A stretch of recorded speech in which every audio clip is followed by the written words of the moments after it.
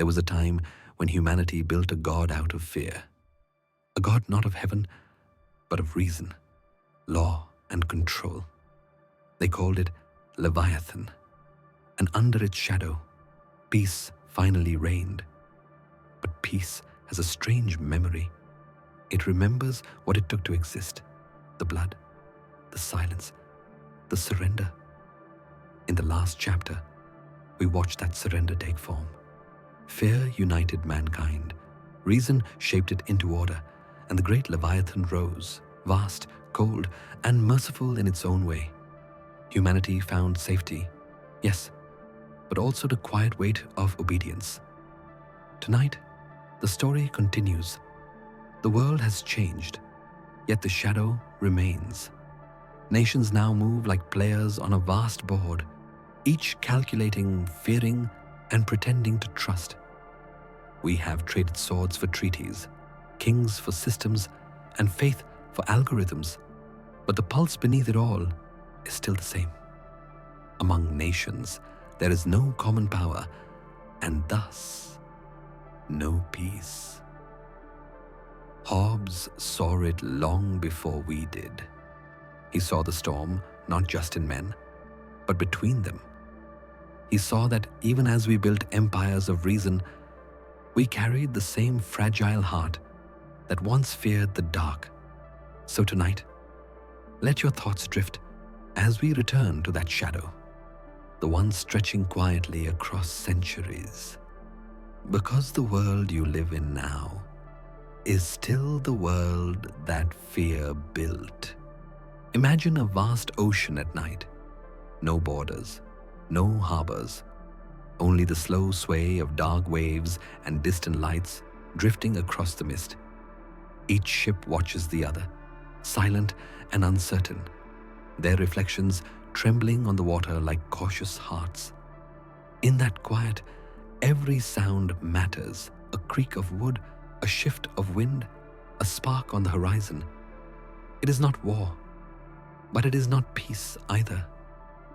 This, Thomas Hobbes might say, is the world between nations, the state of nature returned, not among men, but among states. In his words, among nations, there is no common power, and thus no peace. For centuries, we have built walls, treaties, and institutions to contain chaos. Yet beyond every border lies that same uneasy stillness, the watchful balance of power, the fragile truce of fear. Hobbes believed that peace exists only where there is a sovereign strong enough to command obedience. Within a nation, that power is called government. But among nations, no such Leviathan stands above them. Every state lives as a self-preserving being, cautious, suspicious, endlessly calculating. The fear that once ruled men now rules empires. In the absence of a global Leviathan, Hobbes would whisper, fear becomes the diplomat. And indeed, it does. Each embassy meeting, each handshake, each promise written in ink carries the ghost of this fear. It is the fear of betrayal, of weakness, of vanishing beneath another's ambition. Yet that same fear holds the world together, not through love, but through restraint. Think of the ocean again. The ships do not collide, not because they trust each other, but because each knows the cost of impact.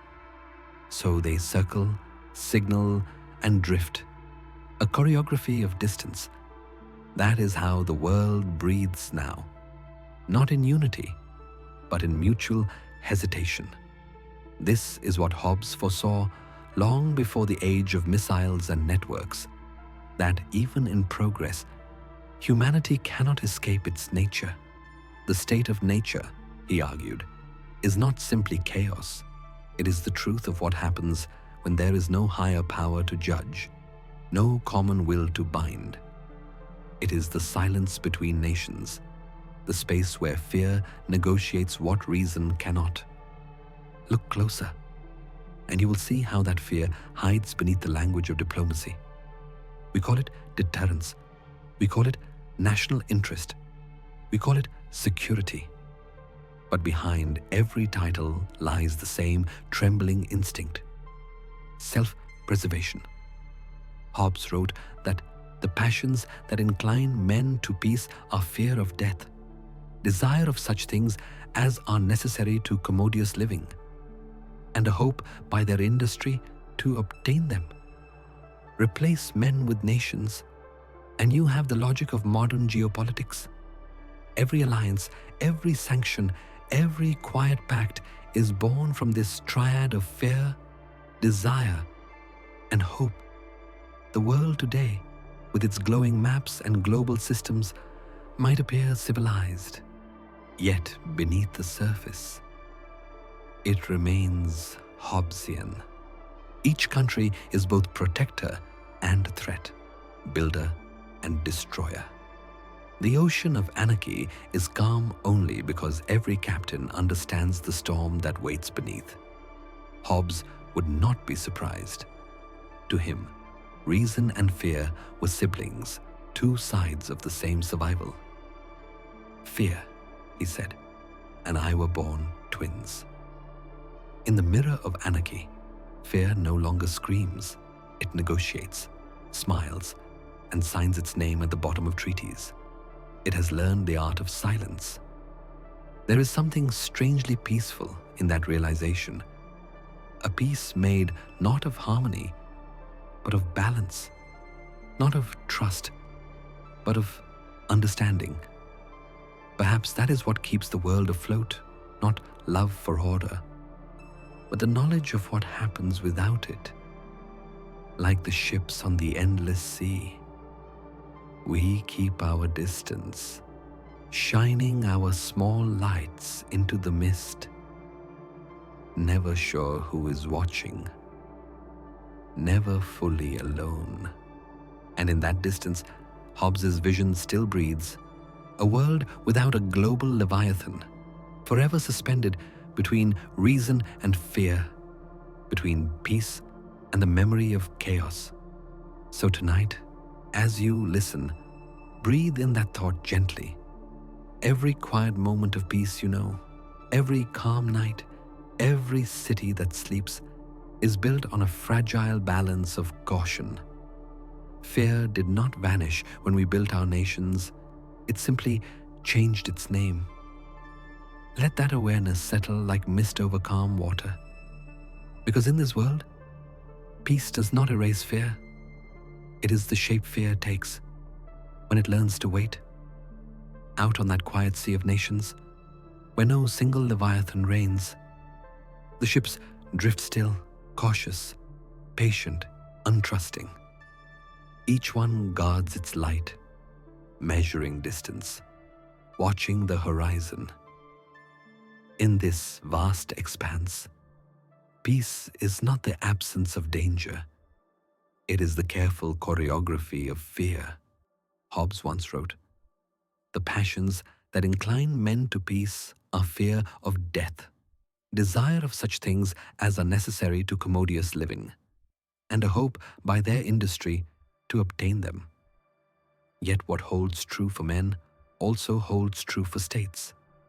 Beyond every border, every flag, every anthem lies a single impulse: self-preservation. It is the quiet heartbeat beneath every act of diplomacy, the unspoken motive behind every handshake. Each nation, Hobbes might say, behaves as a man once did in the state of nature, armed, alert, and alone. They do not seek war, but they prepare for it. They do not trust, but they pretend to. And in this uneasy performance, fear becomes the diplomat. Each nation builds its walls not from stone, but from suspicion. They raise armies as insurance, not aggression. They form alliances as shields, not friendships. Even peace treaties are written in the language of caution. lines of ink that tremble with what Hobbes called diffidence, the uncertainty that comes when there is no power strong enough to keep promises. Power, Hobbes warned, is the only true guarantee of safety. In his world, words without the sword were empty. Covenants without the sword are but words. And in our world, centuries later, that logic still governs quietly beneath the surface of politics. Nations talk of freedom, justice, and cooperation. But they all understand the hidden rule. Power is the currency of safety. Think of a global meeting room, polished wood, flags in perfect symmetry, translators whispering in a dozen languages. On the surface, it is calm, rational, civilized. Yet beneath every speech runs the same calculation. Who can be trusted? Who must be contained? Who can be replaced? The rhythm of diplomacy is the rhythm of self-preservation. Slow, deliberate, never fully still. In this way, fear is not chaos but structure. It organizes the world without uniting it.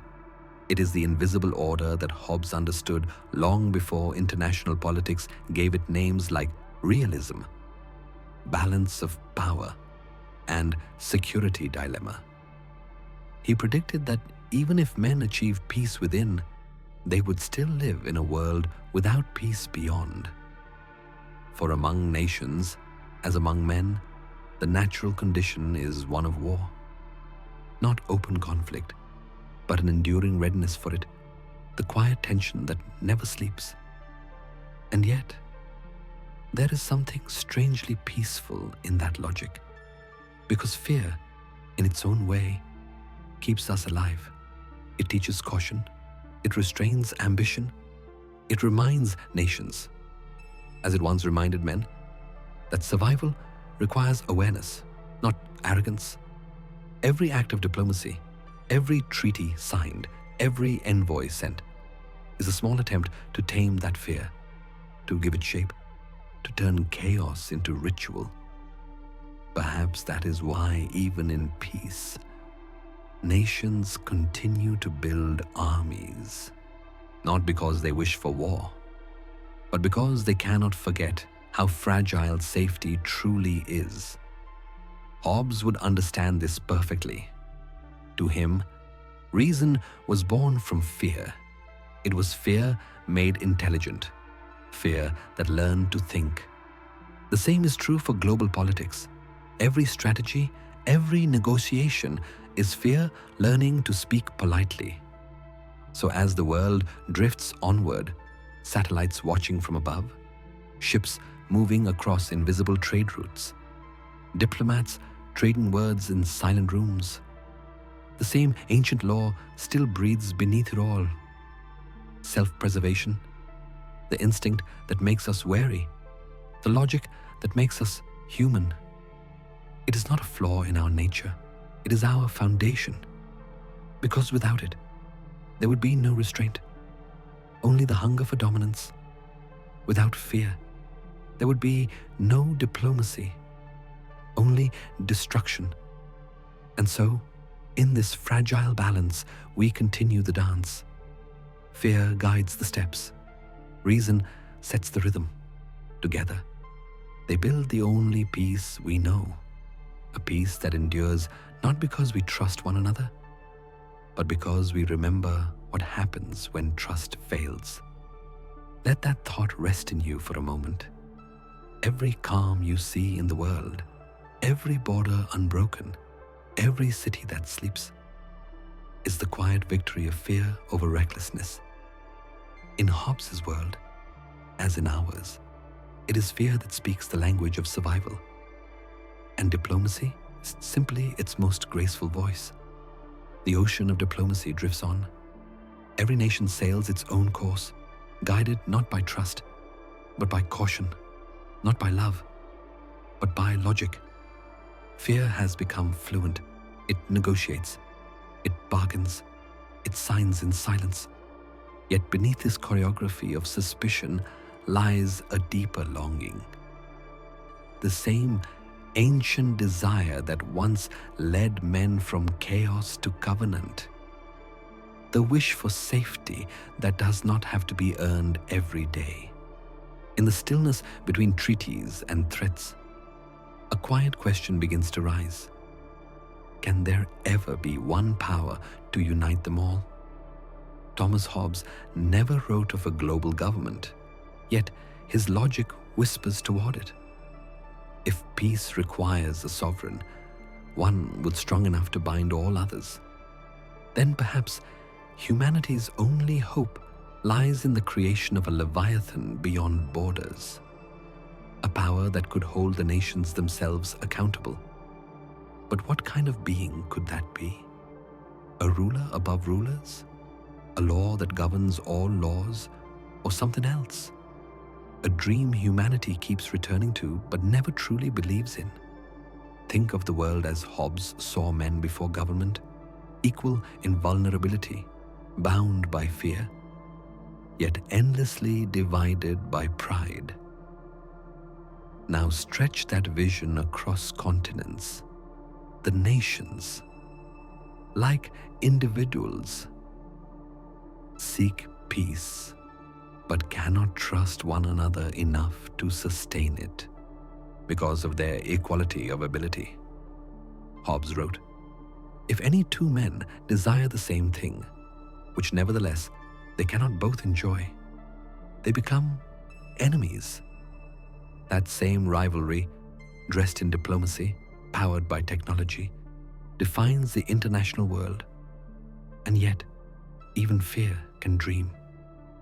Out of the ashes of wars and the ruins of empires, humankind has tried again and again to build something larger than its divisions.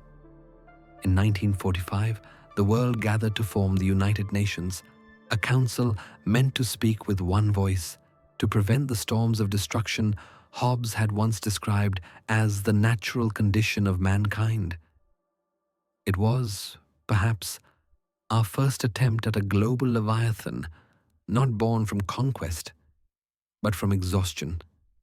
The UN is not a ruler, not truly. It cannot command, only request, cannot punish, only persuade. It is, as Hobbes might say, a Leviathan without teeth, a creature of conscience rather than sword. And yet, its existence tells a story that even in the absence of absolute power, humanity still dreams of order. Perhaps this is what Hobbes misunderstood, or perhaps what he predicted too well, that fear, though it divides us, also binds us in strange ways. The memory of war becomes a shadow that holds us together. The world no longer needs to worship a king, it only needs to agree that chaos is worse. Still, the dream of a global Leviathan remains half awake. We invoke its spirit in moments of crisis, in peace talks, climate summits, humanitarian efforts, yet retreat from it when power feels threatened. It hovers like mist over the political sea, visible only when light strikes it just right. In truth, no nation wants to surrender sovereignty to another, not even for peace. Each fears that in creating a ruler above all, it will become the ruled. Governance without the sword are but words. Hobbes warned, and no one wishes to be the first to put down the sword. So the dream remains unfinished, stitched together by paper and hope, floating between speeches and signatures. And yet, is that not what peace has always been? Not the triumph of trust, but the endurance of restraint? Not harmony, but the silence that lingers before the next storm? Perhaps peace among nations is only a truce between fears. But in that truce, there is something almost sacred, the recognition that even fear can be civilized. The missiles stay in their silos, The fleets remain at anchor, and for one more night, the world breathes. It is not perfect, but it is enough. The dream of a global Leviathan, then, is not about power. It is about memory, the collective remembering of what chaos costs. It asks not for a ruler to command us, but for wisdom to guide us. It asks that we imagine safety not as domination, but as understanding. And maybe, just maybe, that is what the modern world has been trying to build all along. Not a single sovereign, but a shared awareness, a moral gravity that holds civilization together even as politics pull it apart. As night deepens and the waves of this chapter settle, one truth drifts quietly through the dark. The world still waits for its Leviathan, not a monster, not a god, but a harmony born of reason and fear. Let your thoughts rest in that image for a moment. The sea calm, the ships still, the mist clearing slightly over a horizon we have yet to reach. The dream remains, unfinished but enduring, like a soft pulse beneath the surface of history. And as the lights of nations flicker on across the earth, Hobbes's question echoes gently through the silence. Can there ever be one power to unite them all? The answer, perhaps, is not yet. But the longing for it, that quiet wish for peace without fear, is what keeps the world from falling apart. And so we drift onward, into the next chapter, into the age where fear becomes calculation, and reason begins its quiet work once again. The dream of a global Leviathan faded into mist, leaving behind not unity, but understanding. Humanity learned, perhaps reluctantly, that peace cannot be commanded. It must be negotiated, moment by moment. Fear did not vanish when the dream dissolved. It simply changed form. It became quieter, sharper, mathematical. Hobbes had once seen fear as the first teacher, the instinct that led humankind out of chaos. But in the modern age, that instinct evolved. It learned to measure, to predict, to strategize. Fear did not fade, the narrator might whisper. It evolved into calculation. In Hobbes's world, survival was not an act of passion. It was an equation.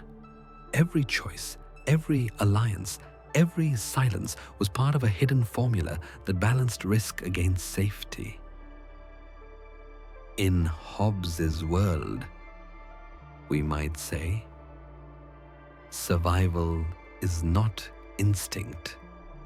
It is math. Imagine the modern world as a vast board of moves, a chess game played not with kings and pawns, but with entire nations. Each decision is a response to another's possibility. Each gesture a signal that says, I see you and I remember.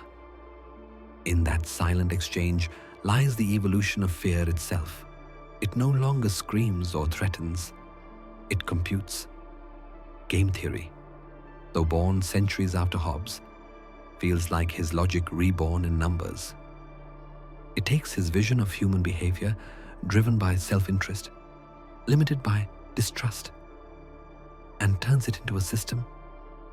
In this model, the world becomes a network of decisions, rational, deliberate, but haunted by the same uncertainty that shaped the state of nature.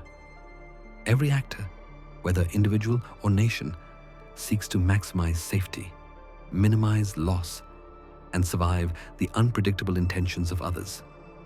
It is fear with discipline, logic wrapped around instinct. The heart of Hobbes, translated into the language of mathematics.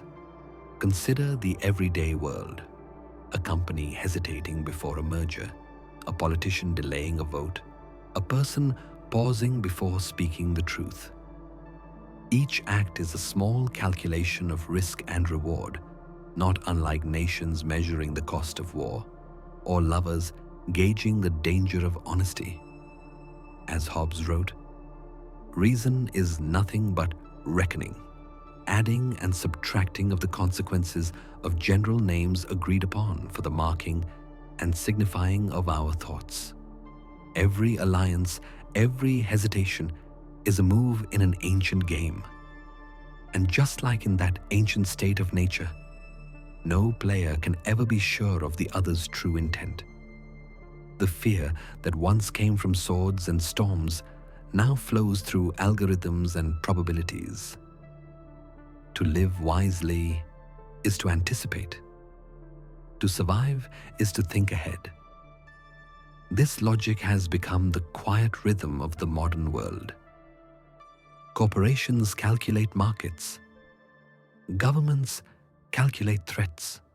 Even individuals, scrolling through their daily lives, calculate the risks of speaking, of loving, of being seen. Fear has learned the elegance of logic. Reason has learned the humility of uncertainty. On this vast chessboard of existence, every move carries memory.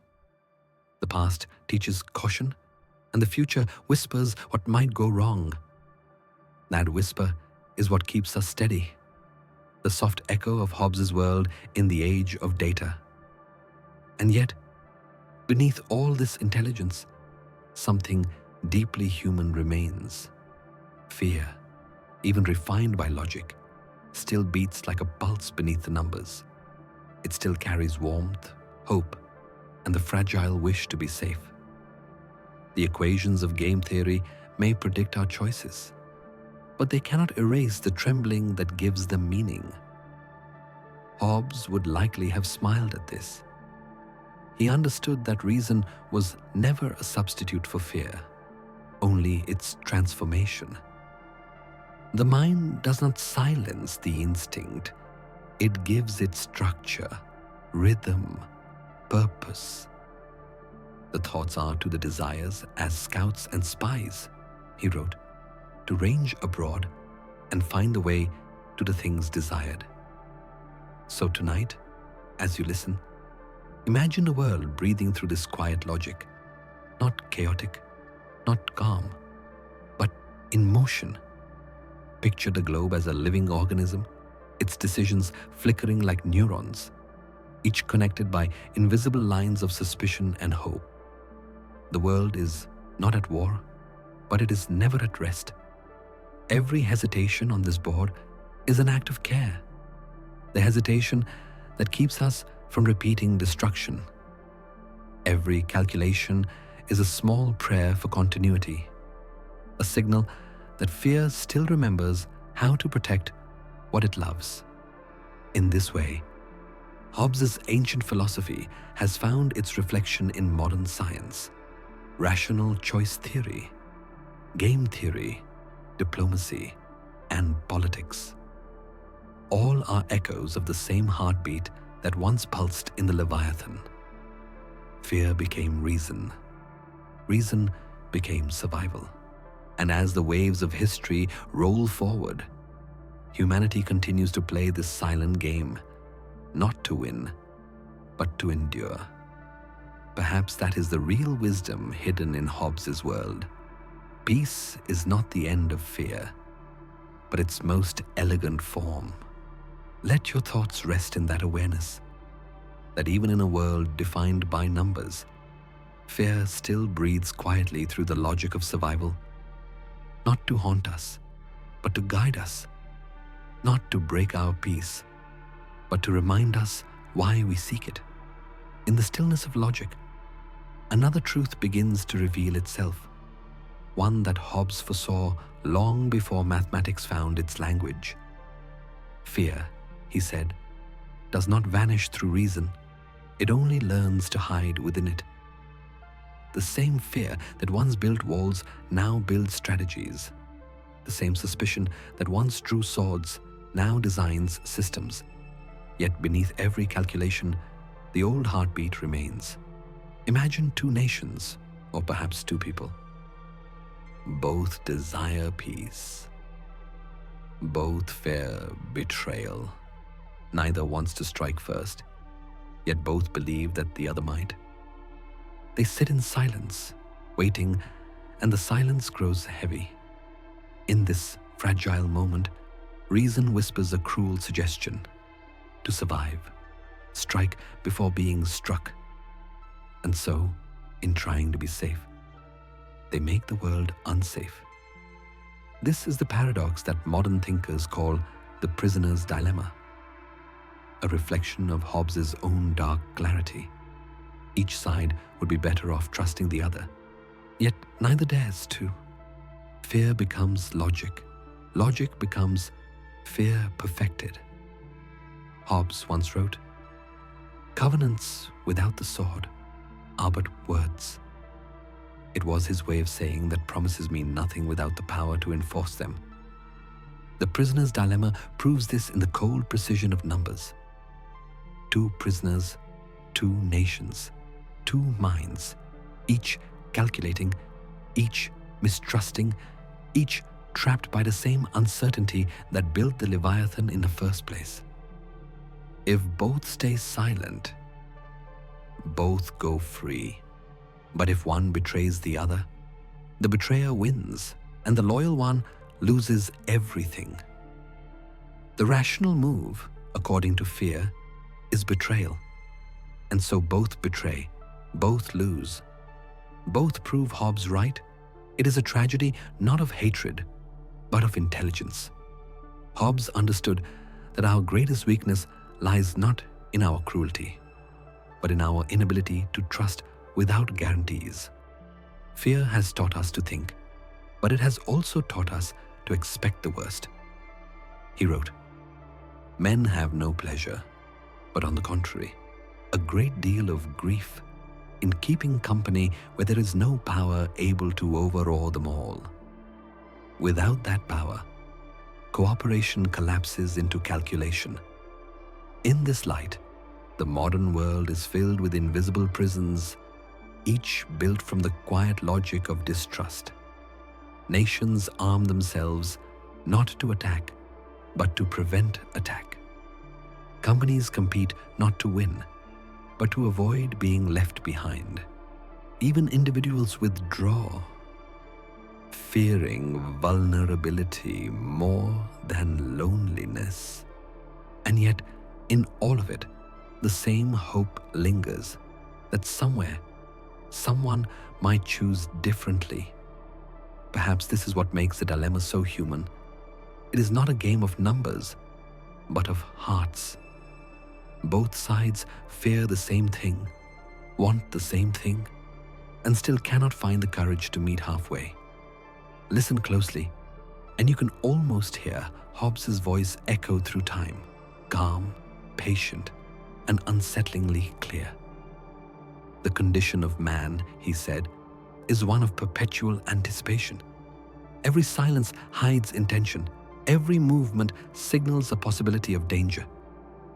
The life of man, he warned, is solitary, poor, nasty, brutish, and short. Not because we wish for it to be so, but because our fear makes it so. Yet, this recognition does not condemn us. It awakens us. The prisoner's dilemma does not only expose the flaw in human cooperation, it reveals the delicate wisdom in Hobbes's realism. He was not glorifying fear. He was illuminating its purpose. Fear, when acknowledged, can become a tool of understanding. It teaches humility. It makes us careful. It reminds us that peace, like love, is not natural. It is constructed, maintained, earned. In our effort to be safe, the narrator might whisper again, we make the world unsafe. And yet, this very effort is what keeps us human. It means we care enough to worry. We value life enough to guard it. We build systems, governments, treaties, all to keep that fragile sense of safety alive, even if imperfectly. The world today, for all its sophistication, still plays out the same tension. Cold wars, trade wars, cyber wars, each one a modern echo of the prisoner's dilemma. Each side claims to defend peace. Each side arms to prevent destruction. The weapons change, but the reasoning remains. Fear becomes the common language of power. And yet, there is a strange beauty in this cycle, a rhythm that feels almost meditative, like two mirrors reflecting each other endlessly. Nations, individuals, and ideas all gaze upon their own reflection in the other's eyes. What we fear in others is often what we recognize in ourselves.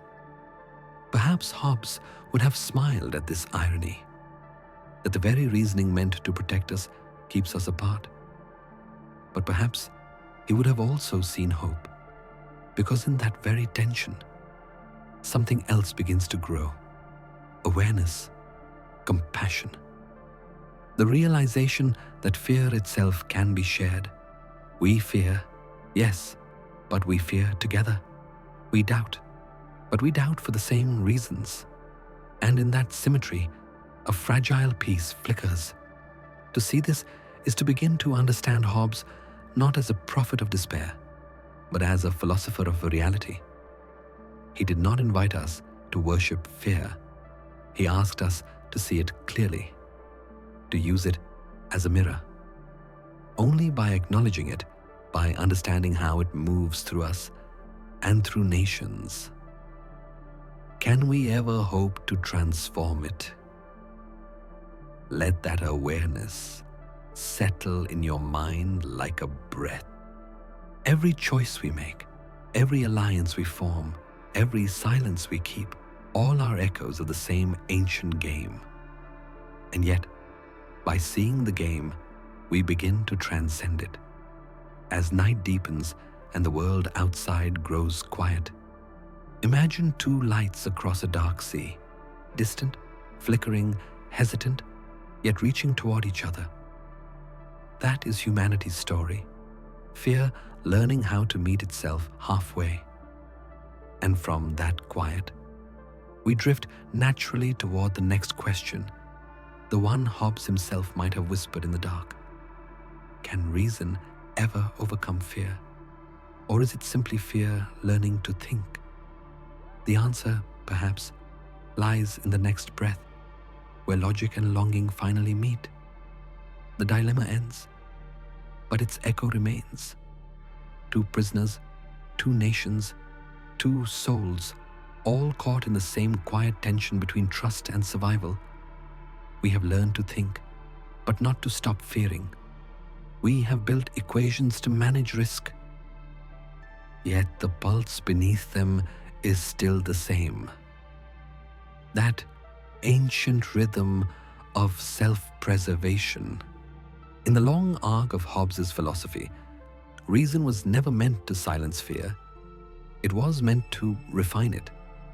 Like a blade tempered by fire, fear becomes sharper, steadier, less chaotic, not gone, but guided. Hobbes did not imagine a world without fear. He imagined a world that could live with it wisely. Reason, he wrote, is nothing but reckoning. It is fear doing arithmetic, learning to count what matters most. We fear pain, so we seek comfort. We fear chaos, so we build order. We fear death, so we construct meaning. Each act of reason begins with a trembling of the heart. Perhaps that is why Hobbes's philosophy still feels so alive. It does not promise peace through denial, but through understanding. It tells us that every calculation of safety is, at its core, an act of care. That the mind's logic is only the heart's caution translated into words. Reason is fear that has learned to breathe slowly. Picture it. A child once frightened by thunder now listens, counting the seconds between flash and sound. The fear is still there, but it has transformed into rhythm, awareness, understanding. That is what Hobbes offered humanity, not deliverance from fear, but harmony with it. This idea may seem cold, yet there is something deeply compassionate hidden within it. To Hobbes, fear was not shameful. It was the root of empathy, the foundation of cooperation, the reason we build communities at all. The passions that incline men to peace, he wrote, are fear of death, desire of such things as are necessary to commodious living, and a hope by their industry to obtain them. Fear, desire, hope, three strands woven into the same thread. In this sense, reason does not replace emotion, it organizes it. It teaches the heart to speak in a language the world can understand. It is fear translated into structure, anxiety turned into art, chaos made calculable. The Leviathan itself, that vast artificial body, was born from this transformation, a living embodiment of rational fear, designed to protect rather than destroy. And yet, there is a tenderness in this logic that many overlook. Hobbes did not celebrate tyranny. He described necessity. To survive, we must yield. To live in peace, we must trust something larger than ourselves, even if that trust is built from fear. There is, perhaps, a kind of beauty in such honesty. It reminds us that fragility is not failure, that anxiety is not weakness, that even fear can be noble if it moves us toward understanding. Imagine now the heartbeat of the modern world, steady, mechanical, measured by data and law. Beneath the systems of order, the algorithms of prediction, the treaties and contracts, one can still hear that slow breathing, reason inhaling, fear exhaling. The world has not changed as much as it thinks it has. We have only learned to clothe our fear in logic, to let it speak softly through equations instead of cries. And yet, the softness matters. It is what keeps civilization from collapsing into noise. Hobbes's insight, so often called grim, might actually be the gentlest of truths. That peace is possible not because we have conquered fear, but because we have befriended it. Fear is the mother of safety, he wrote. Those who understand this live not in denial, but in awareness, aware of limits, aware of others, aware of how fragile order really is. In that awareness lies wisdom. You can feel it even now, in the rhythm of your breath. The body, after all, is a quiet Leviathan of its own. Countless cells obeying, coordinating, surviving together. Fear keeps the pulse steady. Reason keeps the flow smooth. Neither is enemy to the other. Perhaps that is what Hobbes meant all along, that peace is not the stillness after fear, but the balance within it. Let that thought linger for a moment. Fear breathing slowly, logic listening, the mind and heart in quiet conversation. And as this reflection settles, the path ahead begins to open, the next chapter of the journey. For every philosophy, like every life, must face its challenges. Hobbes's rational world will soon meet the dreamers, Rousseau, Kant, Marx, Rawls, who will ask whether fear can truly guide the human spirit, or whether something greater must replace it. But before we enter that debate, take one last breath with Hobbes. Inhale the steadiness of reason, exhale the tremor of fear. They are not opposites, they are companions, bound by the same will to live.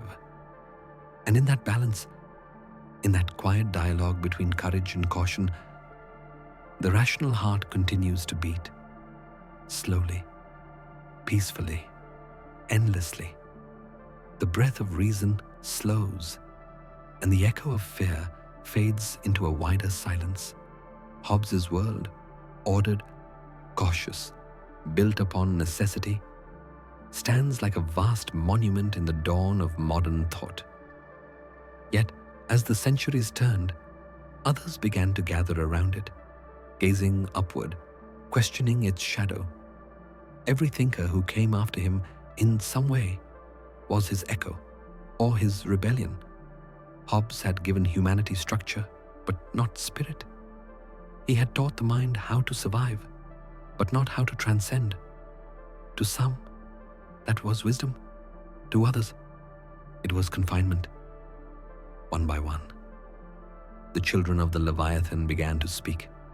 Rousseau, Kant, Marx, Rawls, each a different note in the long conversation that followed Hobbes's thunder.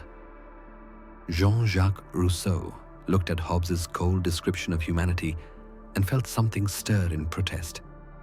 Hobbes had said that man, left to himself, lives in fear.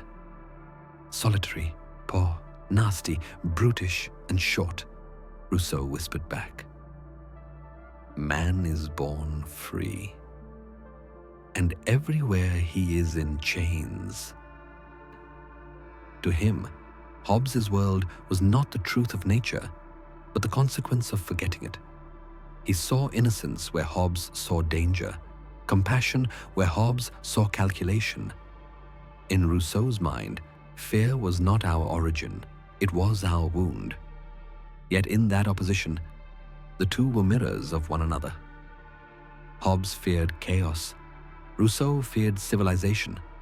Both longed for peace, but they sought it in different directions, one by controlling the wild, the other by returning to it. Then came Immanuel Kant, quiet, severe, yet deeply moral. He saw in Hobbes's Leviathan a necessary evil, a safeguard for a species that could not yet govern itself through ethics. But Kant believed that reason could evolve beyond fear. For him, morality was not born of survival, but of autonomy, the ability to obey laws we give to ourselves. Act only according to that maxim, he wrote, by which you can at the same time will, that it should become a universal law. To Kant, the true Leviathan was not outside us, but within, the moral law in the heart. In this way, he tried to complete Hobbes's work, to lift reason from fear into duty, from necessity into virtue. Yet the shadow of Hobbes remained, reminding him that ideals without power are only dreams. And then, centuries later, Karl Marx looked upon Hobbes's world and saw its machinery still turning, not as a metaphor, but as an economy. Where Hobbes saw individuals in competition, Marx saw classes in struggle. He agreed that fear rules the human condition, but he changed its language. Fear of poverty, fear of exploitation, fear of being forgotten. The Leviathan, Marx argued, had never vanished. It had simply changed form. It was now built of factories, contracts, and invisible chains of labor. His challenge was both furious and compassionate. He sought not only to describe the world, but to change it. Yet even in his revolt, Marx carried Hobbes's pulse, the idea that structure, not sentiment, shapes our fate. Both believed in systems. They only disagreed on who should hold the sword. Finally came John Rawls, calm and deliberate, centuries removed from Hobbes, but still caught in his orbit. In A Theory of Justice, Rawls imagined a new kind of social contract, one designed not by fear, but by fairness. Behind what he called the veil of ignorance, Individuals would choose the rules of society without knowing their own position within it. In that imagined neutrality, equality might be born. Yet the old question still lingered. Could people truly reason without fear? Or had fear already become part of reason itself? Each thinker tried, in their own way, to wake humanity from Hobbes's long dream. But a dream endured, not because it was perfect, but because it was honest. Hobbes had not painted an ideal world. He had painted the one that existed. And though philosophers may have softened his edges, the shape of his vision remained beneath their brushstrokes. In the quiet rhythm of this debate, something profound emerges. Hobbes did not fail because he was wrong. He failed because he was incomplete. He spoke to the body, not the soul. He secured peace, but not meaning. Yet perhaps that was his intention all along, to leave space for those who would come after, to let others build upon the foundation he had laid in the storm. It is easy to see Hobbes as the philosopher of fear, but in truth, he was the philosopher of beginnings, the first to map the fragile geography between chaos and order. Without him, there could be no Rousseau's innocence, no Kant's morality, no Marx's justice, no Rawls's fairness. Every vision that sought to redeem humanity began, knowingly or not, by standing in his shadow. As centuries pass, the conversation continues. A soft murmur between minds across time. The Leviathan sleeps beneath modern systems of law and technology, while new thinkers argue above it.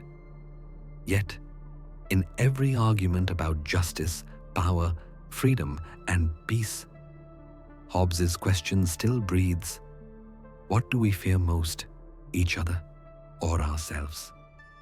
The answer remains elusive, shifting with every age, and that is why Hobbes still stands, not as a monument to certainty, but as a reminder of the ongoing search. As the narrator's voice softens, the thought deepens into calm reflection. Every philosopher, every generation returns to the same crossroad: fear or freedom, order or chaos, reason or desire. The map changes, but the path remains. And as night gathers, the debate drifts like a slow tide, from Hobbes's rational sea to Rousseau's forest, from Kant's heaven of duty to Marx's furnace of revolt, from Rawls's imagined fairness to our uncertain now. Perhaps philosophy itself is the Leviathan's heart still beating, slow, steady, unending. And in that pulse, we hear both the caution of Hobbes and the hope of all who followed him. The story continues toward a world still trying to balance fear with justice, logic with compassion, power with peace. The echoes of the great thinkers still linger. Rousseau's cry for innocence, Kant's call for duty, Marx's demand for justice, Rawls's vision of fairness. Together, they form a kind of symphony, rising in response to Hobbes's solemn drumbeat. Each tried to replace fear with something purer: compassion, morality, equality. Yet, beneath their music, Hobbes's rhythm remains. It is the sound of tension, of peace built upon unease. Perhaps you too have felt it. That calm which hides a quiet tension, the silence before sleep, the uneasy peace between breaths, the fragile comfort of order that depends on invisible hands to keep it steady. This is where the question begins. Can peace exist without fear? For Hobbes, the answer was simple and somber. No, peace, he said, is the child of fear. not its opposite. Fear is what tames our impulses, binds our agreements, and drives us towards safety. In his world, security is not the absence of dread, but its transformation into discipline. The passions that incline men to peace are fear of death, he wrote, desire of such things as are necessary to commodious living, and a hope by their industry to obtain them. But later minds could not accept this as the final word. Immanuel Kant believed humanity could outgrow its dependence on fear. In his essay Perpetual Peace, he imagined a world where nations and individuals act not out of terror, but out of reason and moral duty. His vision was not naive, it was aspirational, a hope that human dignity could become the foundation of peace. He wrote, "The moral law within me and the starry heavens above me." For Kant, these two infinities, the moral and the cosmic, revealed that true peace was not enforced by power, but guided by conscience. Yet even in Kant's serene moral landscape, the shadow of Hobbes persists. For peace to endure, it must still be protected. Every law, even the most ethical one, implies a boundary. Every rule, no matter how fair, implies the threat of consequence. Hobbes's logic hides quietly beneath a moral dream, a reminder that ideals are fragile without structure. Centuries later, John Rawls sought to harmonize this divide. In A Theory of Justice, he proposed that fairness, not fear, could be the basis of social order. His veil of ignorance invited people to imagine a society designed without knowing who they would be within it, rich or poor, strong or weak. From that place of uncertainty, perhaps we would choose justice over domination. Rawls's hope was gentle, rational, and deeply humane. And yet, even Rawls's thought rests upon an unspoken understanding that people must respect the system, must trust in its rules, must restrain their self-interest. That too, in its quiet way, is fear, not the violent fear of punishment, but the subtle fear of losing the balance that sustains peace. Perhaps that is the truth we hesitate to face. Fear never disappears, it only changes its form. In Hobbes's time, it was the fear of death and chaos. In Kant's, it was the fear of moral failure. In Rawls's, it was the fear of injustice. Across every age, peace survives not by denying fear, but by transforming it into awareness, into caution, respect, empathy. Perhaps you too have felt it. The narrator might whisper again.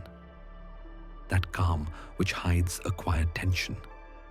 It is there in every law we follow, every social norm we accept, every moment we hold our tongue for the sake of harmony. It is not oppression, it is the discipline of coexistence. To live among others is to balance freedom with restraint, confidence with humility. That balance, Hobbes would argue, is peace. It is not the absence of fear, but its containment within understanding.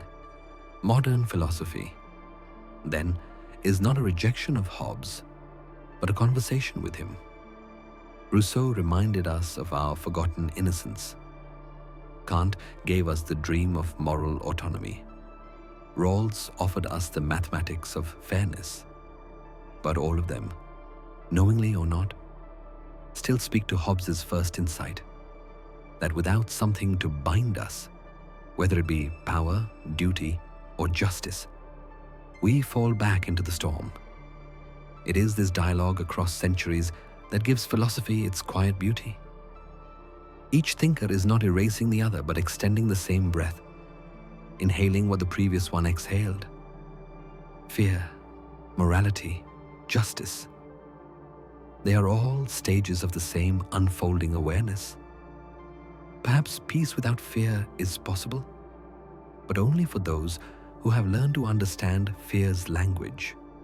To deny it is to remain blind to its wisdom. To listen to it is to grow wise enough to live gently.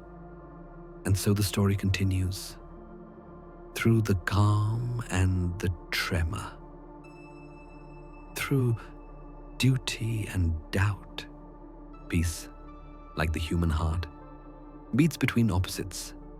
It expands and contracts, gives and restrains, hopes and remembers. Hobbes once described reason as nothing but reckoning. But perhaps reason is also listening to the quiet pulse of life, the tension that keeps us alert, awake, and connected. Let that awareness drift over you for a moment, soft, steady, like the rhythm of a tide. Humanity is still learning how to balance safety and freedom, power and compassion, logic and trust. And as the light of one age fades into the next, the question still hums in the background. Can peace ever truly exist without fear? Or is fear the invisible thread holding it together? In that uncertainty lies something strangely peaceful, a surrender to complexity, a calm acceptance that both can coexist. Philosophy, in the end, is not about silencing the tension, but breathing through it. The voice of Hobbes fades into Kant's, into Rawls's, into ours, one long meditation across time. And as the thought settles, so does the listener, feeling the gentle truth that perhaps peace and fear are not enemies, but partners in the same quiet dance of existence. The voices of the philosophers begin to fade, but their echoes linger, soft, steady, endless. From Hobbes to Rousseau, from Kant to Rawls, the conversation stretches like a thread across centuries. It is not a battle of winners and losers, but a circle of thought, one that turns slowly and eternally around the same axis, fear and hope. Each thinker believed he had gone beyond Hobbes, yet each, in his own way, carried Hobbes within him, as a shadow beneath the light, as a foundation beneath the tower. Rousseau reimagined humanity's origin in innocence, but he could not escape Hobbes's question, what happens when that innocence meets power? Kant raised the moral law above fear, yet even he admitted that laws require force to protect them. Rawls built a society upon fairness. But fairness still needs order, and order still whispers the name Hobbes. Like a shadow that changes shape but never disappears, Hobbes remains wherever human beings seek peace. His words may feel cold, yet their honesty warms us. Covenants without the sword are but words. Beneath every law, every treaty, every handshake, that truth breathes quietly. The reminder that trust is fragile and peace is a discipline, not a miracle. Perhaps that is why philosophy never truly leaves him. The thinkers who came after Hobbes did not erase his map.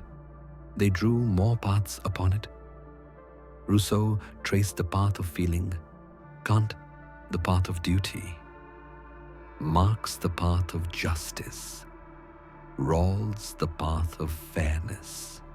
But all those paths still move within the same landscape, a world where people fear harm, seek safety, and build meaning out of that search. Hobbes's realism is not the end of philosophy. It is its grounding. To begin in fear is not to be cynical. It is to be honest about what drives us. Fear is the first awareness of vulnerability, and awareness is the beginning of wisdom. That is why the circle of thought always returns to him. Because every new idea about peace, freedom, or morality must begin again with the question, what do we fear? You can almost imagine the philosophers gathered together across time, not arguing, but listening. Hobbes speaks of order. Rousseau speaks of freedom. Kant answers with duty. Marx interrupts with justice. Rawls calms them with fairness. And through it all, their words overlap like waves, colliding and blending, forming something deeper than any single answer. The rhythm of human thought itself.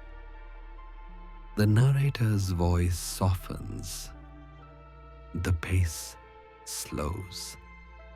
Perhaps this is what philosophy truly is, not a ladder climbing upward, but a circle expanding outward.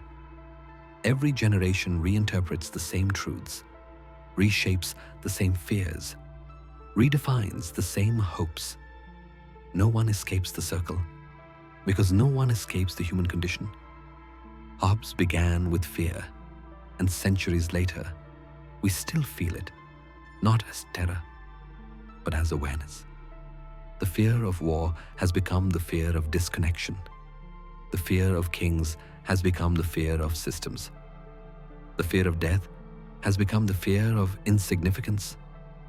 Yet all of them point to the same truth. We long for safety, but we also long to be free. This is the paradox Hobbes left us, and perhaps the gift. He did not teach us to surrender to fear, but to understand it, to use it as a compass.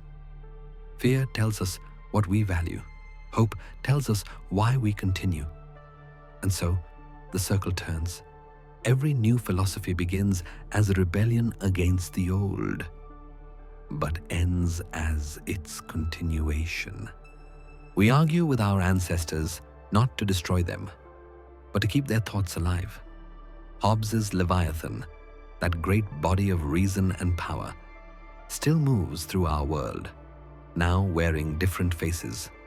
Governments, corporations, networks, laws. Yet its pulse is still human, its logic still Hobbesian. Fear was our teacher, reason our guide. We might say, borrowing the tone of Hobbes himself. From that lesson came civilization. From that civilization came reflection.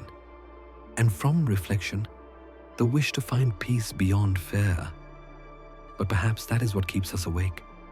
The realization that peace itself may always contain a trace of fear, just as light always casts a shadow. It is comforting, in a quiet way, to see the circle not as failure, but as continuity. Hobbes's world was not a dark prophecy. It was the first attempt to describe our shared fragility.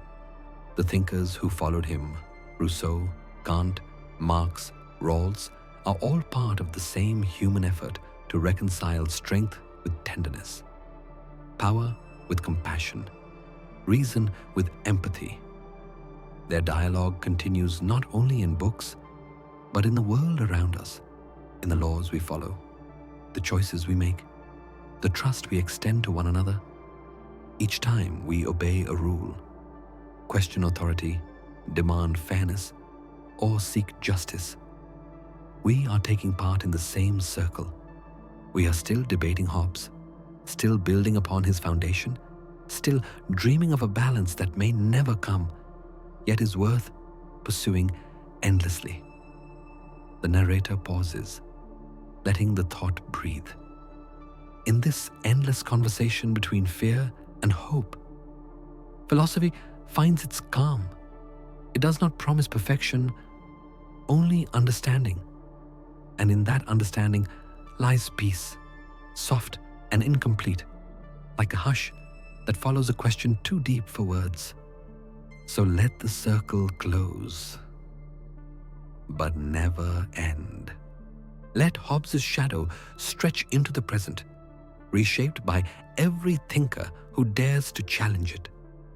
For as long as humanity fears and dreams, His philosophy will remain not as a doctrine, but as a mirror in which we see both our frailty and our strength. And as the voice fades, it leaves behind a final reflection that all of philosophy, from Hobbes to now, is one long dialogue between two eternal forces, the fear that binds us and the hope that sets us free. In that quiet balance, the circle of thought continues, slowly, endlessly, beautifully, breathing through time. The circle of thought closes softly, but the echo does not fade. Hobbes's Leviathan, once made of kings, crowns, and laws, now breathes through circuits, screens, and data. Its body has changed, but its pulse remains the same. The fear that once drove men to build thrones now drives them to build networks. The search for safety has not ended. It has only gone digital. The world we inhabit is not so different from Hobbes's. He wrote of covenants and authority, of men surrendering their wild freedom to gain peace. Today, we sign new covenants with every tap and every login, offering our information, our attention, even our silence, all in exchange for a sense of order. The voice lowers, almost a whisper. Every click is a covenant. Hobbes once said that society is an artificial man, a creation built from the collective fear and reason of its citizens. In the 21st century, that artificial body has become literal, an organism of data and code. We built systems to protect us from chaos, and yet we forgot that they too must be feared. Governments monitor borders not with swords, but with satellites. Corporations govern habits not through law, but through algorithms. Our lives unfold in invisible architectures of power, vast, quiet, intricate. The Leviathan has evolved, no longer roaring through commands, but whispering through recommendations. Its voice is the soft hum of your phone at night, the flicker of a notification that seems harmless, the calm glow of a screen that never sleeps. Thomas Hobbes could not have imagined this new kind of sovereignty, but he would have understood it perfectly. In his time, he warned that the condition of man is a condition of war of everyone against everyone. Today, that war is waged in subtler ways, through information, influence, and control. Nations guard not only their borders, but their bandwidth. Citizens defend not only their homes, but their data. Fear has not disappeared. It has migrated into code. The modern social contract is written in terms and conditions we seldom read. We accept them, not out of trust, but out of fatigue. Just as men once accepted kings to avoid chaos, we now accept surveillance to avoid disorder. The logic remains Hobbesian. Peace, at any cost. Order, even if invisible. Safety, even if purchased with freedom. The narrator's voice slows, gentle but deliberate. We built systems to protect us from chaos, and forgot they too must be feared. Every structure of power, no matter how efficient, carries the shadow of the Leviathan, the same temptation to grow beyond its purpose. Hobbes's insight was not that authority is evil, but that it is eternal. It changes its shape, but never its need. The Leviathan is not the state alone. It is any system in which humans seek refuge from uncertainty. Artificial intelligence, social networks, surveillance capitalism, each is born from the same desire Hobbes described, to control the unpredictable, to make the future safe. Yet, as in Hobbes's time, Control comes with a price. The boundaries of privacy blur. The sense of autonomy thins. And soon, the covenant feels one-sided again. We obey for comfort. We comply for convenience. The freedom we trade seems small until it is gone. In this digital age, fear no longer needs a face. It hides in algorithms that learn our desires faster than we do. It speaks in patterns of data that shape our perceptions before we are aware of them. The sword of Leviathan has become invisible, but its authority remains absolute. Still, this is not a prophecy of despair. Hobbes never asked us to reject power, only to recognize it, to name it, to understand its necessity and its danger. His realism, often mistaken for cynicism, was in fact an invitation to awaken. The obligation of subjects to the sovereign, he wrote, lasts as long as the power by which he is able to protect them. That statement, written in the 17th century, could be a warning for the digital 21st. Power endures only as long as it protects, not manipulates. Perhaps that is what it means to live under the modern Leviathan, to exist within systems we both depend on and question, to know that protection and control are made of the same fabric, to remain aware that even peace can become a form of obedience if we stop asking who holds the key. The narrator breathes softly, the tone almost meditative. There is something strangely peaceful in acknowledging this truth. The Leviathan is no longer a monster to be feared, but a mirror reflecting the world we have built. A world woven from fear, trust, and reason. We are its architects and its inhabitants.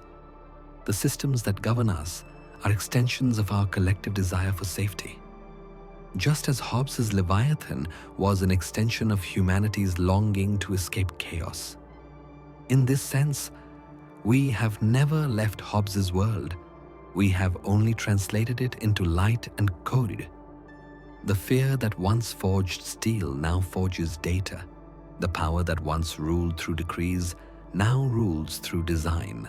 The covenant continues, silent, endless, invisible. Perhaps it is not power we should fear, but forgetfulness.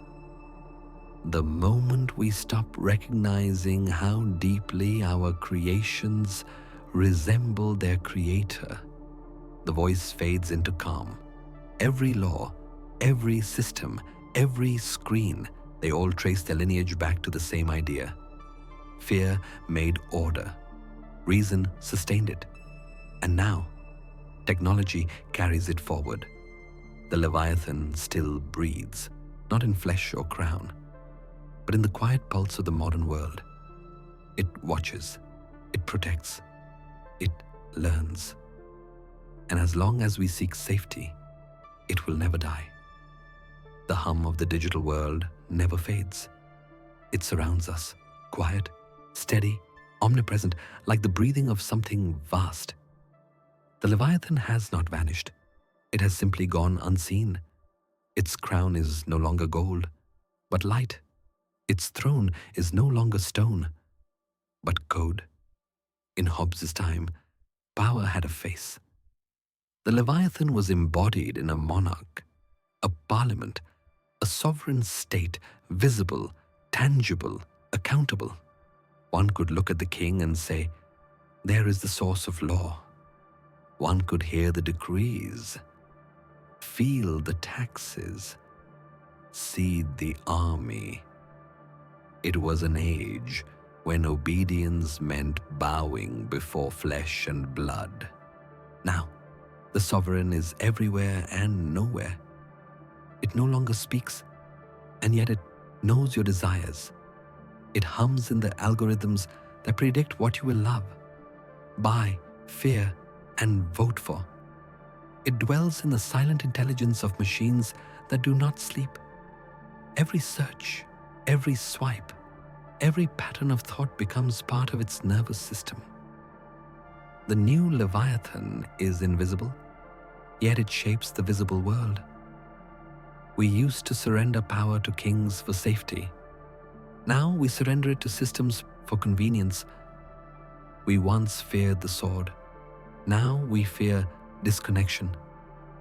The modern covenant is not written in ink, but in data, not enforced by soldiers, but by servers. Each term we accept online, each agree we click without reading, is another quiet act of obedience. The narrator's tone softens, reflective, warm, but faintly haunting. Perhaps Hobbes foresaw this, in spirit if not in detail. He wrote that human beings, left alone, fall into a war of every man against every man. To escape, we built a sovereign to govern us.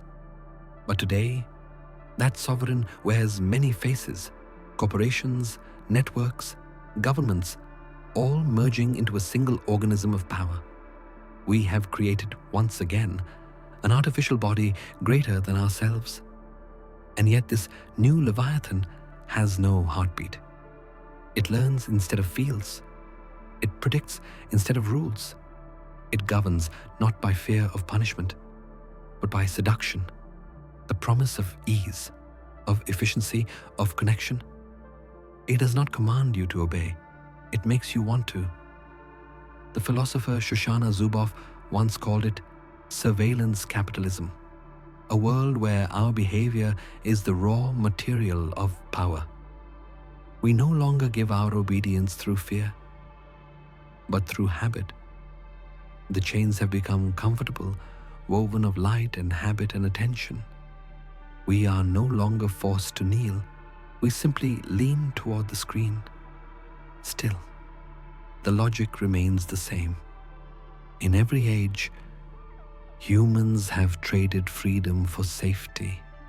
In Hobbes's 17th century, safety meant protection from war.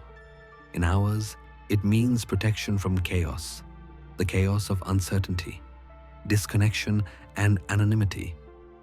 We no longer fear death in the streets, but disappearance in the noise. We want to be seen, to be known, to be recognized, even if it means being watched. It does not speak, yet it knows your desires. The phrase lingers like a quiet warning. The new Leviathan governs without declaring itself. It recommends, suggests, anticipates. A gentle guidance that feels personal but is, in truth, mathematical. Its strength lies in invisibility. The less we notice it, the more it controls. And yet, like Hobbes's original Leviathan, it exists because we willed it to. Hobbes believed the state was a mortal god, born of human consent, created to prevent chaos. In our century, we have built new gods, not of flesh, but of function. Systems that manage our attention, our information, our emotions. We no longer pray to them, but we depend on them just the same.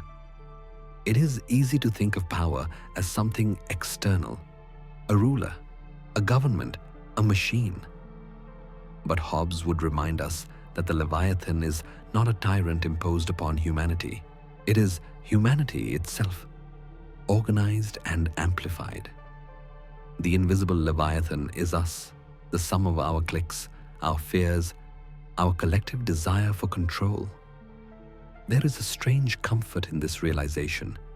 If power has become invisible, it is because we have invited it into every corner of life. It tracks us not to harm, but to predict. It listens not to judge, but to serve. And yet, the boundary between service and domination is thinner than ever. The modern world feels calm, ordered, safe. But behind that calm lies the same equation Hobbes once described: safety purchased through submission. The narrator breathes slowly, as though guiding the listener deeper into reflection. Perhaps the lesson is not to reject the new Leviathan, but to recognize it, to see the outlines of its invisible form. Awareness, after all, is the first act of freedom. Hobbes believed that knowledge of power was the beginning of peace. In this age, knowledge of systems may be the beginning of balance. The modern Leviathan does not roar, it whispers. It offers what we most crave: simplicity, clarity, belonging, and in return, it takes what we barely notice: our time, our focus, our inner quiet. It is tempting to believe that we are freer than ever. But Hobbes might smile faintly at that illusion. Freedom without security is chaos. Security without awareness is sleep. The delicate balance between the two is what defines every civilization. In that sense, nothing has changed. The same logic that shaped Hobbes' 17th century monarchy now governs our 21st century networks. The faces are gone, but the form remains. The Leviathan still breathes, unseen, patient, vast, in every code that keeps the world in motion. And in that quiet hum, there is both peace and warning.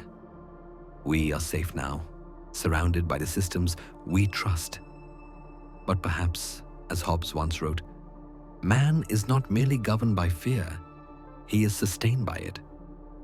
The modern Leviathan does not rule through fear of death, but through the fear of being left behind. So the story continues, gently and endlessly. Humanity seeking safety in the very things that make it vulnerable. The voice softens further, closing like a sigh. The Leviathan of a kings is gone. The Leviathan of code remains. It does not speak, yet it knows your desires. It does not command, yet you follow. It does not punish, yet you obey. And as the world drifts deeper into its quiet order, one truth remains. The gods we build to protect us always find a way to rule us. The hum of the invisible Leviathan fades into stillness, like the sea after a long storm. Its presence is no longer loud or threatening. It does not demand obedience, it inspires it. And perhaps that is the final evolution of power, not to be feared, but to be trusted. Obedience no longer feels like fear, it feels like comfort. In Hobbes' world, fear was raw and open. It was the dread of war, of death, of chaos without end. People surrendered their freedom to escape that terror, to build a wall of order between themselves and the abyss. Today, that wall still stands, but we have grown used to its shadow. What once felt like submission now feels like safety. What once cost freedom now feels like peace. Man's life, Hobbes wrote, is solitary, poor, nasty, brutish, and short. That sentence, written nearly 4 centuries ago, still echoes through the quiet of modern life, not as prophecy, but as a memory. Humanity has come far from that state of nature. But the instinct he described remains. The need to belong to something larger. Something that promises security. We obey not because we are forced to, but because obedience has become the rhythm of survival. The narrator's tone softens, warm, calm, but with a faint trace of melancholy. There is a strange beauty in this calm. Our world is full of systems that protect, predict, and preserve. We live under their watch as one might rest under a blanket, unaware of its weight, only feeling its warmth. Power no longer feels oppressive. It feels natural, inevitable. even kind. The Leviathan has learned to whisper. Technology, governance, economy all form a quiet architecture of control. But it is an architecture built with our consent. Each law, each algorithm, each unspoken rule carries the echo of Hobbes's first covenant. I authorize and give up my right of governing myself to this man, or to this assembly of men on this condition, that thou give up thy right to him. In the modern world, that covenant has no signature, but it is renewed with every act of compliance, every login, every purchase, every moment of acceptance. Obedience is no longer enforced through fear of punishment. It is sustained through design, convenience, and routine. We have traded anxiety for automation, uncertainty for predictability. The modern citizen doesn't bow to the king. He scrolls, clicks, agrees, all gestures of quiet surrender. And yet, in this submission, there is peace. The voice lingers over that word, peace, as if testing its meaning. Peace has always carried two faces, one radiant with safety, the other pale with silence. Hobbes saw peace as the highest good, the condition in which life could continue, unthreatened by violence or chaos. But he also knew its cost. To build peace, one must give up the right to disrupt it. To preserve order, one must restrain the impulse to question it. That trade, repeated across generations, becomes the foundation of every civilization. Perhaps that is why our age feels both calm and cold. The noise of conflict has faded, replaced by the soft hum of consensus. We have become so accustomed to peace that we no longer feel the weight of obedience. The boundaries between freedom and control blur into a quiet gray. The narrator pauses, allowing silence to fill the space between thoughts. There is no judgment in this reflection, only recognition.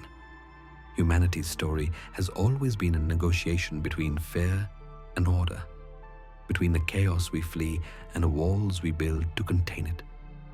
Hobbes simply described that truth with painful clarity. Peace is not born of love or virtue, but of necessity.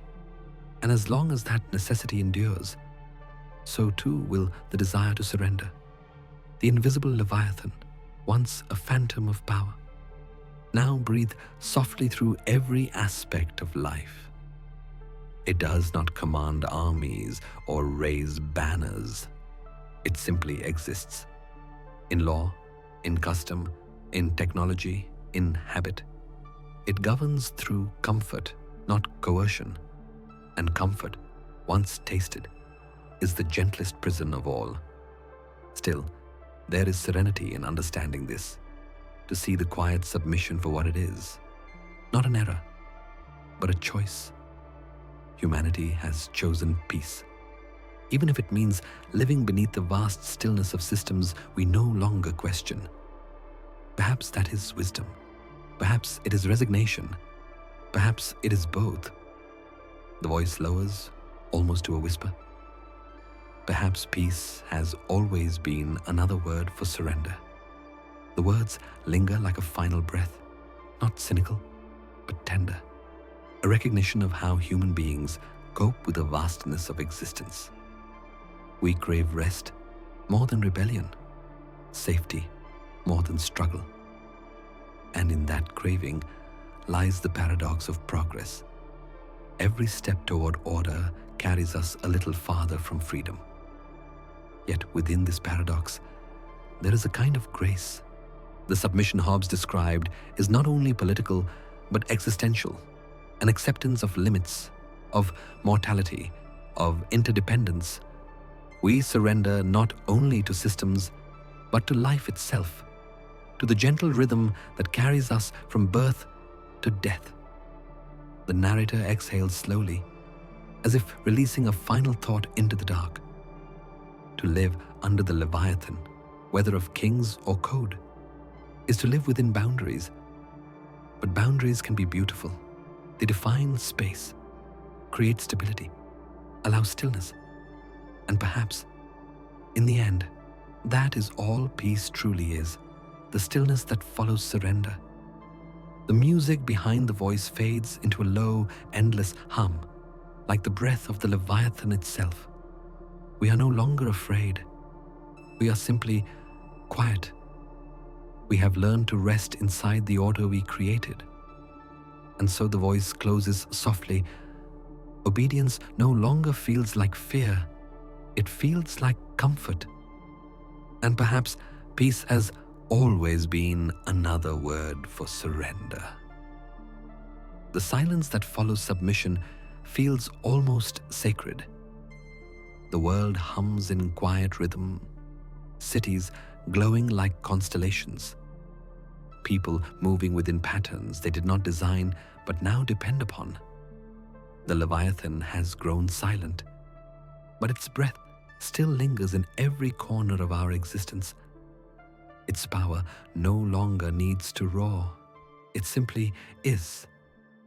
And in this stillness, we begin to reflect. What have we become beneath the shadow of our own creation? Thomas Hobbes once wrote that fear and I were born twins. Those words, penned centuries ago, were not just confession, but prophecy.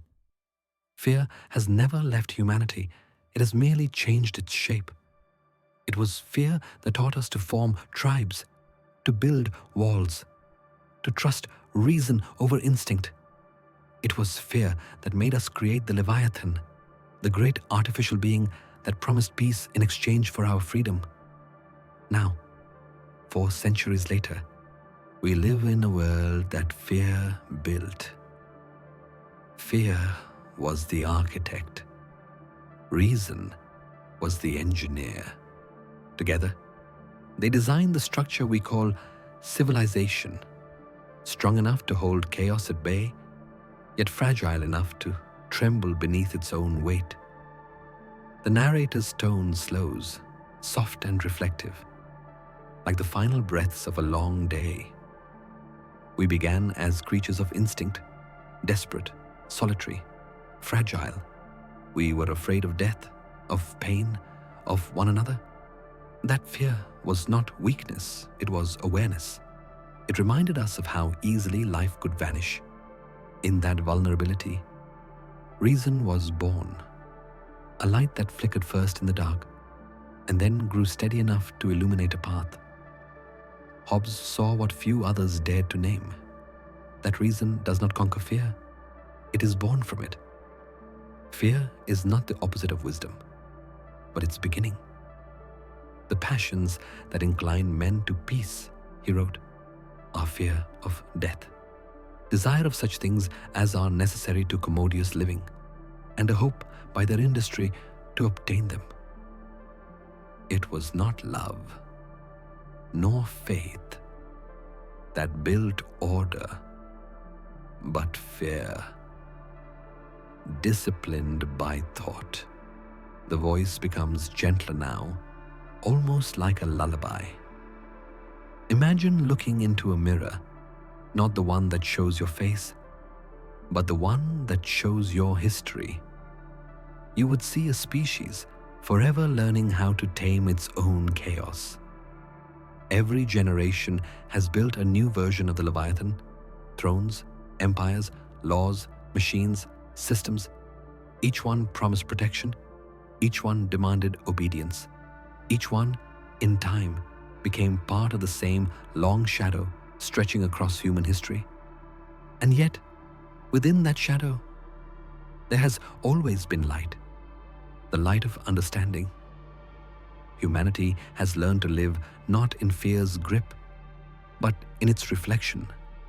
We have learned to transform fear into caution, caution into wisdom, wisdom into law. Still, the question lingers, have we truly transcended our fear? or merely hidden within its architecture. The voice drifts lower, slower. In every era, people believed they had finally found peace. Yet peace always came with the cost, a surrender of something unseen. The same pattern repeats. We create systems to protect ourselves, and in doing so, we give those systems power over us. It is a cycle older than any nation, deeper than any philosophy. Hobbes simply gave it a name, Leviathan. But perhaps that is not a tragedy. Perhaps it is the rhythm of being human. To build something greater than ourselves, to seek order in the vast uncertainty. This is what it means to be alive. The Leviathan, after all, is not a monster of tyranny. It is a mirror. It reflects what we fear, what we value, and what we are willing to sacrifice. Its shape changes with time, but its essence is constant. The embodiment of our longing for peace in a world that has never stopped trembling. The narrator exhales softly, voice dipping into silence between sentences. It is easy to see fear as an enemy, but in truth, it has always been our oldest companion. It reminds us that we are fragile, but also that we can endure. It pushes us to build, to think, to care. Fear made us human, and reason helped us survive being human. Together, they have carried us through war, empire, revolution, and digital age, through every moment when the world could have collapsed back into chaos. Now, as we look upon the modern Leviathan, a network of governments, machines, and invisible agreements, we can see the same truth that Hobbes saw in the 1600s. The struggle between fear and peace is not a battle to be won, but a balance to be lived. The voice softens further, almost whispering. So perhaps it is not the Leviathan we should question, but the shadow it casts upon our hearts. Have we learned to live wisely beneath its presence, or do we simply sleep within it? The air feels still, serene, weightless. Fear was the architect, reason was the engineer, and we, humanity, are the inhabitants of their design. We walk through its halls every day, cities pulsing with order, laws written in the language of logic, lives shaped by systems we trust without seeing. Yet even here, in the stillness of peace, a quiet truth remains. Fear built this world, but love sustains it, hope softens it, and reason, calm, patient, luminous, keeps it alive. The voice fades like a candle dimming, the last words almost carried on a breath. 4 centuries later, we still live in Hobbes' world, where fear built order and reason keeps it alive. And perhaps that is not a curse, but a kind of grace. For to understand fear is to understand ourselves. To accept order is to find rest. And in that rest, that long, slow exhale of civilization, the Leviathan finally sleeps. The reflection fades into quiet understanding. Humanity has traveled far, from fear to reason, from chaos to structure. The Leviathan now stands not above us, but within us, woven into the rhythm of our daily lives. Its breath is the hum of cities, the murmur of laws, the calm predictability of routine. And yet, somewhere deep inside, a question lingers. Must we destroy what binds us, or simply learn how to live within it? Thomas Hobbes never promised freedom. He promised safety. His vision of peace was not the wild liberty of the natural world, but the gentle stillness of order a calm that comes not from chaos defeated, but from chaos tamed. He wrote, "Covenants without the sword are but words. Peace in Hobbes's world could only exist when people accepted their limits, when they chose silence over rebellion, stability over passion. Peace has a cost. It is paid not in blood, but in silence." The narrator's voice is slow, warm, and low, like the fading light of dusk. To live within the Leviathan is not to be enslaved. It is to recognize the necessity of boundaries. The walls that protect also confine, but they give shape to the world we inhabit. Every society, every person builds their own version of the Leviathan, a structure of rules, habits, and unspoken agreements that keep life from unraveling. We all live inside such frameworks, whether political or personal. In our modern world, the Leviathan no longer looks like a king or a crown. It exists in the systems that hold us, in the schedules we follow, in the quiet rituals that make our days predictable. To resist it entirely would be to fall back into chaos. To accept it is to find peace, not a loud, heroic peace, but the kind that hums softly beneath the noise of living. Hobbes believed that fear taught us obedience, but reason taught us acceptance. In this final movement of his philosophy, we arrive not at submission, but at awareness. The Leviathan is not an external tyrant. It is a reflection of ourselves, our need for safety, our craving for order, our quiet longing to belong. The voice pauses, letting the listener breathe. Perhaps this, too, is how peace begins in our personal lives, not by escaping structure, but by breathing within it. We long for freedom, yet we also long for the steady rhythm that gives freedom meaning. We resist rules, but we depend on them to know where we stand. Just as society requires a Leviathan to survive, the mind requires a quiet center, a space of stillness, where the noise of fear fades into trust. The condition of man, Hobbes wrote, is a condition of war of everyone against everyone. That war still echoes, not on battlefields, but within the mind. The constant struggle between desire and restraint, fear and reason, chaos and calm.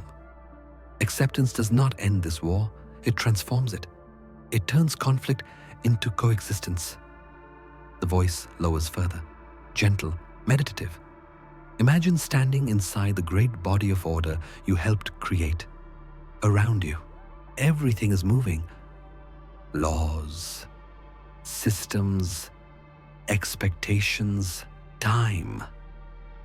But within you, there is quiet.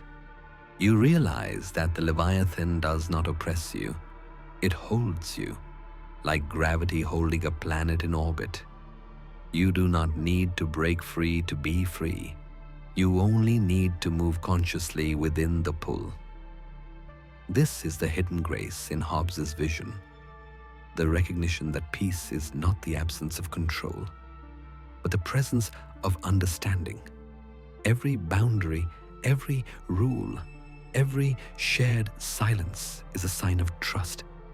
Humanity built the Leviathan because it feared destruction, but to live beneath it and to accept it is to mature beyond fear, to find wisdom in what once frightened us. The music beneath the narration fades to a slower, softer rhythm.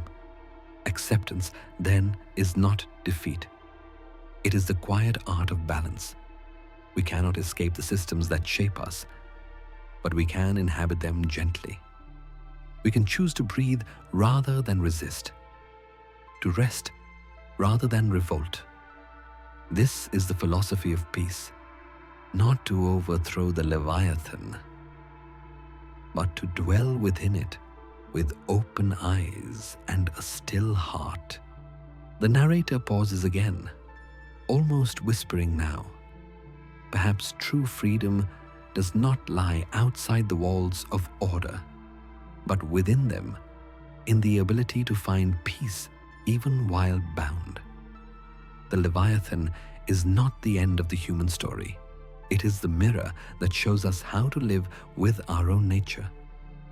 Peace has a cost, the voice repeats softly. It is paid not in blood, but in silence. The silence here is not submission, but serenity, the calm that follows understanding. It is the silence of acceptance, of letting the world be what it is, and oneself be part of it. Hobbes' message, often mistaken for darkness, ends in light.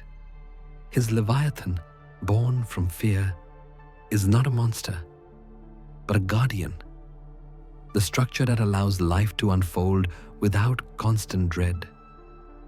To live within it is not to lose your soul, but to find the stillness where the mind can rest.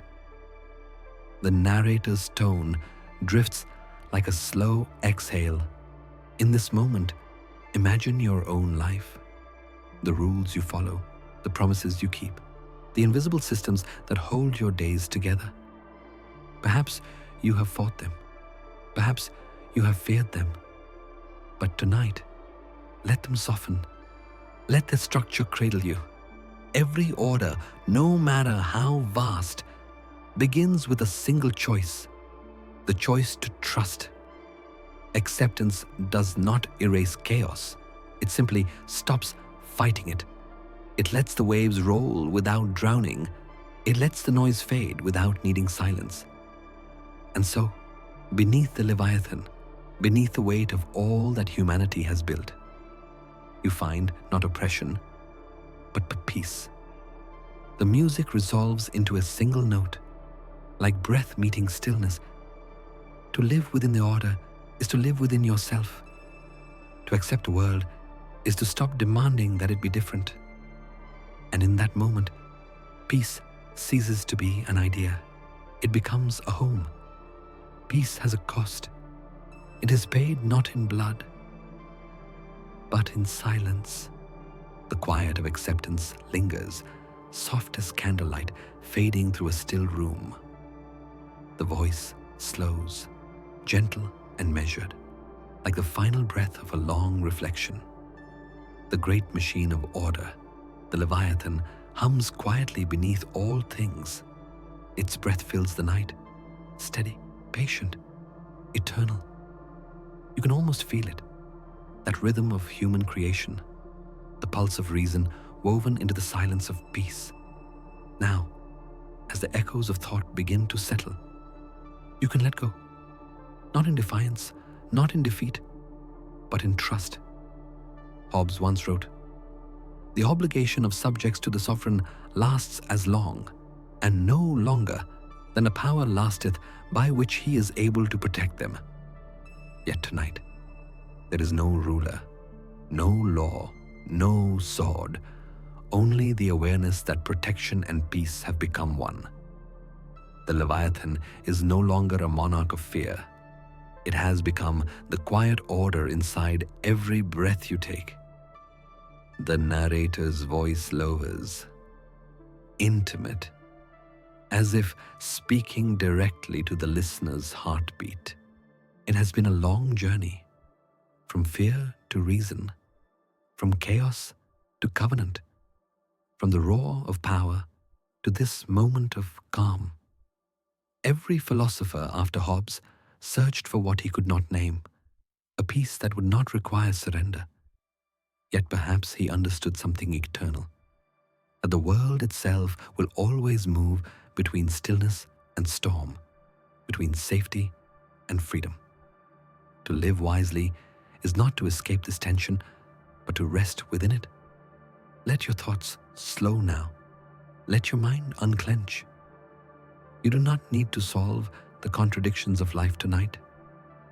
You do not need to rebuild the world. You have already built enough. You have thought enough. You have feared enough. The music beneath the words dissolves into soft tones, slow piano notes, like raindrops falling on distant glass. Imagine yourself beneath a vast body, not of flesh, not of steel, but of quiet order. The Leviathan stretches beyond sight, yet you feel no weight. Its presence is not crushing, but protective.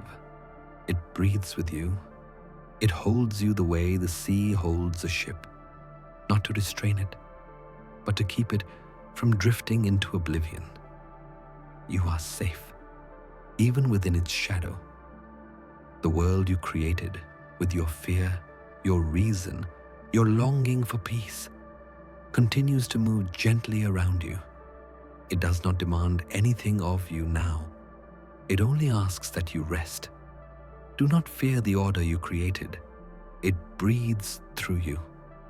The voice becomes almost a whisper, dissolving into warmth.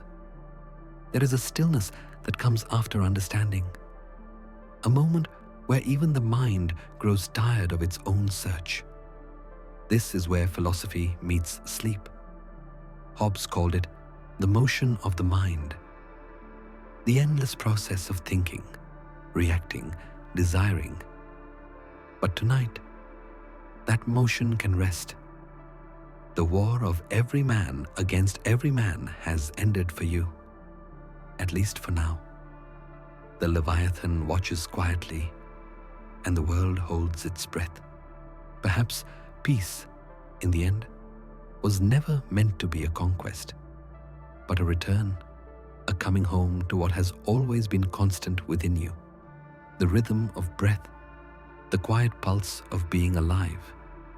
The music fades almost completely, leaving only the whisper of air and heartbeat. In this silence, there are no contracts to sign, no systems to maintain. The order of the world does not ask you to perform, only to exist. The fears that once built your walls now sleep beside you, softened into memory. The Leviathan, that vast symbol of control and civilization, is not above you anymore. It is part of you. It is the calm that lives within your structure, the quiet architecture of trust that keeps your heart steady. Every generation, every soul must make peace with its own Leviathan. For some, it is the state. For others, it is the voice of reason, the structure of life, or the habits that hold their days together. Whatever form it takes, its purpose remains the same: to protect, to sustain, to offer stillness in a restless world. So now, as your eyes grow heavy, let that stillness return. Let the mind unclench from its need to control, to explain, to analyze. Let thought dissolve into rhythm, breath, silence, breath. You have traveled through centuries of philosophy tonight, from the storm of human nature to the calm of understanding. You have seen fear become reason, reason become order, and order become peace. That peace does not live outside of you. It lives within you, quiet, steady, breathing.